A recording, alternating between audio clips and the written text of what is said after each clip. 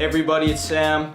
I'm coming back at you with a video about mileage. So this is going to be about cross-country season and distance running mainly, but there's some aspects that are going to touch on shorter distance, like sprinting and the mile and stuff like that. The first thing I want to say about mileage and running is the more you run, the better you get at running. That's kind of how everything works. The more you do it, the better you get at it. I once met a marathon runner at a running retreat, and he told me that whenever he wanted to get faster at the marathon or any event subsequently lower than that, he would up his mileage. And his highest week was 140 miles, and he was crazy, and he won the New York City Marathon. His name's Meb. I don't remember his last name. It's starts with a K. So quick disclaimer, I'm a junior. I do not have any school records. I do not have any state titles. I'm not that fast. I'm just giving you my personal testimony because I haven't gotten injured yet and I've made a lot of progress over my cross-country season. My PR is 16:30. I was 2 minutes faster than my time last year. So I'm just gonna share some tips with you on how I increase my mileage safely. So the different parts of mileage I'm gonna touch on are aerobic versus anaerobic, moderation and how to increase your mileage, and self-care. So to start off, aerobic versus anaerobic. What is aerobic and what is anaerobic? Aerobic is your lung capacity in the simplest sense, and anaerobic is your muscle capacity. So a sprinter will have more anaerobic capacity and be able to sprint faster using their muscles. A person with a better aerobic system has stronger lungs, so they're able to go for longer and do distances and stuff like that. So the quick, fast stuff will increase your anaerobic capacity, while longer, more extended stuff will increase your aerobic capacity. So long swimming, long run, all that will increase your aerobic capacity. Sprinting, push-ups, squats, that will increase your anaerobic capacity. So this article from MileSplit says, as distances climb, anaerobic capacity becomes less important, but even at the marathon distance, having a bit of speed can provide the edge to push you to surpass your goals.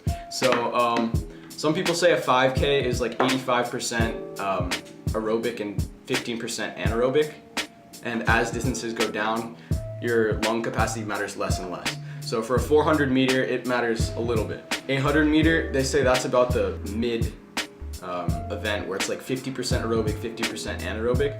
So it's equally important to have muscle and anaerobic capacity. So for longer distances, you really want to be upping your mileage to improve your lung capacity and your oxygen efficiency. A way that's measured nowadays is VO2 max. That's how oxygen efficient you are. You can look that up if you want to. The moral of this section is the more miles you do, the bigger your lungs get, the more oxygen efficient you are, and the more you can run without getting tired. I mean, for distance athletes, it's nice to be a little bit swole, but I already got that covered, so. I'm also having a kind of a bad hair day, so I'm wearing a hat, but I'm cute like that. People always say do everything in moderation, do moderation in moderation.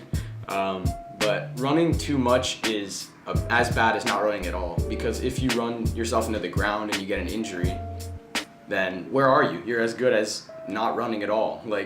If you can't run, then where the hell are you? You're nowhere.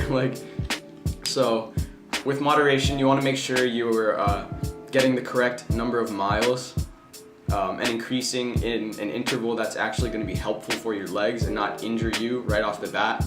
So say I'm running 30 miles per week. I'm going to abbreviate miles per week to MPW. So say I'm running 30 MPW and I want to increase that to 60. That's a big jump. That's 30-mile jump. So I'll want to do that over a long course of time. So it might take me 5 weeks to do that. I'll increase by 5 miles, so next week it would be 35 and then 5, or some interval that feels good for my legs. It's really all about personal feel. So if you're feeling really dead after a 45-mile week, you might want to cut down a little bit just to make sure that you're not putting too much strain on your legs. My high, my sophomore to junior summer in mileage was 65 miles, and that was at the running retreat.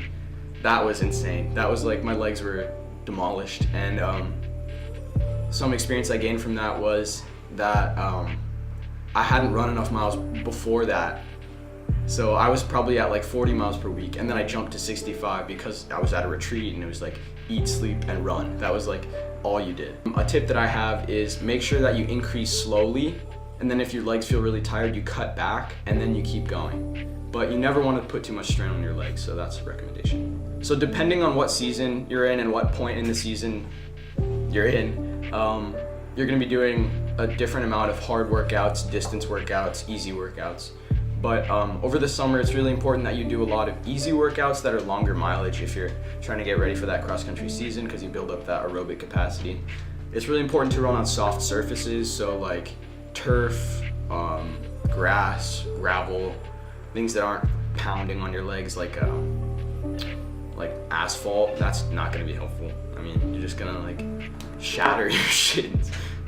Listen to your body. If you feel something in your body that's not normal or not normal, like running pain, then you need to listen to it. There's a difference between pain and strain, and you need to be able to find that.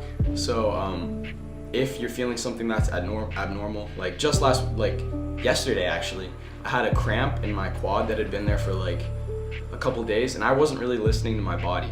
So it's like I needed to listen to it. So yesterday I put a hot pad on it and it eventually came out, and I like massaged it out, but that could have led to a worse injury or something like that. But a lot of my friends, and a state champion that I know, he ran himself into the ground and didn't listen to his body. And that really led to him not being able to do his best his senior year. He peaked in his junior year, and then he got injured his senior year because he wasn't listening to his body and just wanted to keep increasing like a machine.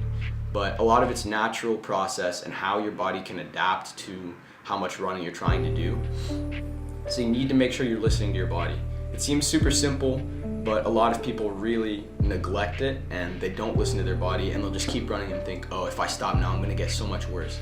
Taking 2 days off because your legs are you feel like you might get injured is much better than being out for an entire season. I think that's really important. I've yet to have an injury that's taken me out for like longer than a week, so I can really attest to knock on wood, I can really attest to listening to your body and how much that can help you. Yeah, so that kind of brings me to singles versus doubles. Singles means running one run on your like scheduled workout day, or 2 runs is doubles. So singles, a lot of people are like singles only people, and they'll just do harder workouts. That will actually improve your fitness, but if you have a certain number of miles and you don't think you can reach it in that day, some people do doubles. So say I'm on my last day of the week and I'm trying to get like 60 miles, and I'm like, damn, I have like 16 miles to do, and it's Friday and it's the end of my week, and if I don't get these 16 miles today, I'm not gonna reach my goal for the week. I could split that into like a 10-mile run and a 6-mile run. So do 10 in the morning, rest the rest of the day, take a nap or something, and then at the end of the day, do 6 miles pretty easy. So that is gonna help you get the miles on your legs, but it's also gonna be, it's gonna be hard. Like that's gonna be hard for your legs. So a lot of people only do singles. Some people like doubles. It's really about personal opinion, but I don't recommend doing doubles unless you've gotten some kind of like professional advice or your coach has advised you to do it. But it's really strenuous on your legs, and you want to make sure that you're increasing at a rate that's safe and healthy for you. So if you feel like you can't complete your mileage goal, don't complete it. You need to make sure that you're taking care of yourself. So the takeaway from this video should be that you need to listen to your body. That's number one. Always listen to your body, because if you're injured, you're nowhere. And if you're out of shape, you're also nowhere. So you got to find that balance and make sure your aerobic capacity is strong if you want to be a distance runner, and your anaerobic capacity is strong if you want to be a sprinter. Also increasing mileage at a healthy rate and not jumping, because that leads to injury. And moderation, making sure you're actually taking time and going slowly with increasing, because not everything's going to come like that. Some people run all their lives and increase slowly, and they don't get injured as much as people who just jump into the running game and they're like, okay, I need to increase mileage, I need to catch up. It's not about catch up, it's about personal results. So if you're getting results, that's what matters. Don't think you need to get exponential results, because that'll come if you're taking care of your body. So thank you guys. This has been Sam Runs Distance, and I'll catch you guys next time.